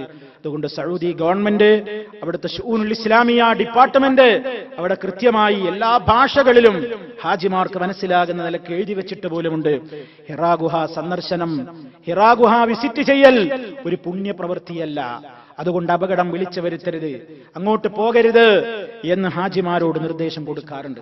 എന്നാലും അത് വകവെക്കാതെ പലരും പല ഉദ്ദേശത്തിൽ പോകാറുണ്ട്. ഒരു ചരിത്രം നടന്ന സ്ഥലം എന്ന നിലക്ക് കാണാൻ പോകുന്നതിൽ തെറ്റൊന്നുമില്ല. പക്ഷേ ഇവിടെ അതൊരു പുണ്യകരമായി ഇവിടെ പോയി 2 റക്അത്ത് നിസ്കരിക്കുക, ഇവിടെ പോയി ദുആ ചെയ്യുക, അങ്ങനെയുള്ള കാര്യങ്ങളൊക്കെ ഉദ്ദേശിച്ചുകൊണ്ട് ഒരുപാട് ആളുകൾ പോകാറുണ്ട്. പണ്ഡിതന്മാര് പറയുന്നു, പ്രവാചകൻ സല്ലല്ലാഹു അലൈഹി വസല്ലം ആ ഇഖ്റ ബിസ്മി കേട്ടിട്ട് അന്നത്തെ ആ ദിവസം അവിടുന്ന് ഇറങ്ങിയതാണ്. പിന്നെ നബി സല്ലല്ലാഹു അലൈഹി വസല്ലം ഒരിക്കൽ പോലും ആ ഗുഹയിലേക്ക് പോയിട്ടില്ല. ഹിജറ പോകുന്നതിന്റെ 10 ചില്ലാനം വർഷം നബുവത്ത് കിട്ടിയിട്ടും ഹബീബ് സല്ലല്ലാഹു അലൈഹി വസല്ലം 10 വർഷക്കാലത്തോളം അതിലേറെ എന്ന് പറയാം മക്കയിൽ ജീവിച്ചിട്ടുണ്ട്. ഹിറാ ഗുഹയിലേക്ക് പോയിട്ടില്ല. പിന്നീട് മദീനയിലേക്ക് ഹിജറ പോയതിന്റെ ശേഷം ഉംറ നിർവഹിക്കാൻ വേണ്ടി ഒരിക്കൽ വന്നപ്പോൾ ഹുദൈബിയയിൽ വെച്ച് തടയപ്പെട്ടല്ലോ. പിറ്റേ കൊല്ലം ഉംറ നിർവഹിക്കാൻ വേണ്ടി വന്നപ്പോഴും അതുപോലെ തന്നെ മക്ക വിജയത്തിന്റെ ദിവസത്തിലുമൊക്കെ 10-20 ദിവസത്തിലേറെ നബി സല്ലല്ലാഹു അലൈഹി വസല്ലം മക്കയിൽ താമസിച്ചിട്ടുണ്ട്. അവസാനത്തെ വിടവാങ്ങൽ ഹജ്ജിന് വന്നപ്പോഴും അവിടുന്ന് ഏതാനും ദിവസം മക്കയിൽ തങ്ങിയിട്ടുണ്ട്. ആ പരിശുദ്ധ കഅബയുടെ വെളിപ്പാടകലെ എന്ന് വേണമെങ്കിൽ പറയാവുന്ന ആ സ്ഥലം, തനിക്ക് മുമ്പ് വഹിയിറങ്ങിയിട്ടുള്ള ഹിറാ ഗുഹ തേടിക്കൊണ്ട് നബി സല്ലല്ലാഹു അലൈഹി വസല്ലമിന്റെ ജീവചരിത്രത്തിൽ അന്നാ ഇറങ്ങിയത് കഴിഞ്ഞാൽ ഒരൊറ്റ ചരിത്രത്തിൽ ഒരു ദിവസം പോലും പിന്നീട് ഹബീബ് സല്ലല്ലാഹു അലൈഹി വസല്ലം ഹിറാ ഗുഹയിലേക്ക് പോയിട്ടില്ല. അതുകൊണ്ട് അങ്ങനെ ഹിറാ ഗുഹയെ ലക്ഷ്യം വെച്ചുകൊണ്ടുള്ളൊരു യാത്രയോ, അവിടെ പോയി ഒരു പ്രത്യേക വിചാരമോ, അവിടെ ഇരുന്നു കൊണ്ടുള്ള ഏതെങ്കിലും പുണ്യകർമ്മങ്ങളോ, ആ സന്ദർശനം തന്നെയുമോ ഒരു ഇബാദത്തിന്റെയോ ഒരു സൽക്കർമ്മത്തിന്റെയോ ഒരു സുന്നത്തിന്റെയോ ഒരു പുണ്യകർമ്മത്തിന്റെയോ പട്ടികയിൽ ഉൾപ്പെടുത്താൻ വകുപ്പില്ല എന്നാണ് ശൈഖുൽ ഇസ്ലാം ഇബ്നു തൈമിയ്യ റഹിമഹുള്ളയെ പോലെയുള്ള പൂർവീകരും ആധുനികരുമായ പണ്ഡിതന്മാർ രേഖപ്പെടുത്തിയിട്ടുള്ളത്. ഇക്കാര്യം കൂടെ നിങ്ങളുടെ ശ്രദ്ധയിൽപ്പെടുത്തുകയാണ്. ഇനി സഹോദരങ്ങളെ, ശേഷം നബി സല്ലല്ലാഹു അലൈഹി വസല്ലമിന് അല്പകാലം വഹി നിലച്ചു എന്ന് പറഞ്ഞല്ലോ. പിന്നീട് അവിടുന്ന് അങ്ങോട്ട് വഹി ചൂടുപിടിച്ചു. ഇവിടുന്ന് അങ്ങോട്ട് പ്രവാചക ജീവിതത്തിന്റെ ഏറ്റവും മഹിമയാർന്ന ഒട്ടേറെ ഏടുകളിലേക്ക് അവിടുത്തെ ജീവിതത്തെക്കുറിച്ച് നമുക്ക് ചർച്ച ചെയ്യാനുണ്ട്. നബി സല്ലല്ലാഹു അലൈഹി വസല്ലമിനെ കുറിച്ച് നന്നായി നമ്മൾ മനസ്സിലാക്കുക. അവിടുത്തെ ജീവിതത്തിന്റെ തെളിമയും പരിശുദ്ധിയും നിർമ്മലതയും ലോക സമൂഹത്തിന്റെ മുമ്പിൽ മനസ്സിലാക്കി കൊടുക്കുക. അവിടുത്തോടുള്ള സ്നേഹം നാം നിലനിർത്തുക. അല്ലാഹു റബ്ബുൽ ആലമീൻ അവിടുത്തെ യഥോചിതം സ്നേഹിക്കുന്ന നല്ലവരായ ആളുകളുടെ കൂട്ടത്തിൽ നമ്മെ ഓരോരുത്തരെയും ഉൾപ്പെടുത്തി അനുഗ്രഹിക്കുമാറാകട്ടെ. എല്ലാവിധ പ്രയാസങ്ങളിൽ നിന്നും നാഥൻ നമുക്ക് തുണയേകുമാറാകട്ടെ. മാരകമായ രോഗങ്ങളിൽ നിന്ന്, സഹിക്കാനാവാത്ത പരീക്ഷണങ്ങളിൽ നിന്ന് അല്ലാഹു നമ്മയും നമ്മുടെ കുടുംബാദികളെയും കാത്ത് രക്ഷിക്കുമാറാകട്ടെ. ഏതവസരത്തിലും അല്ലാഹു ഇസ്സത്തും ഈമാനും തഖ്വയും നിലനിർത്തി തരുമാറാകട്ടെ. നമ്മിൽ നിന്ന് മരണപ്പെട്ടവർക്ക് അല്ലാഹു പുറത്തു കൊടുക്കുമാറാകട്ടെ. നമ്മയും അവരെയും അവന്റെ സ്വർഗ്ഗത്തിൽ അല്ലാഹു ഒരുമിച്ച് ചേർക്കുമാറാകട്ടെ. അല്ലാഹുമ്മ ഗ്ഫിർ ലിൽ മുഅ്മിനീന വൽ മുഅ്മിനാത്ത് വൽ മുസ്ലിമീന വൽ മുസ്ലിമാത്ത് അൽ അഹ്യാഇ മിൻഹും വൽ അംവാത്ത് ഇന്നക മുജീബുദ് ദഅവാതി വഖാദിൽ ഹജാത്ത്. അല്ലാഹുമ്മ അഇസ്സൽ ഇസ്ലാമ വൽ മുസ്ലിമീൻ വഅദിൽ അശ്ശിർക വൽ മുശ്രിക്കീൻ. اللهم ربنا آتنا في الدنيا حسنة وفي الآخرة حسنة وقنا عذاب النار. اللهم اجعل هذا البلد آمنا مطمئنا وسائر بلاد المسلمين. اللهم ربنا تقبل منا إنك أنت السميع العليم. اللهم صل على محمد وعلى آل محمد. والسلام عليكم ورحمة الله وبركاته.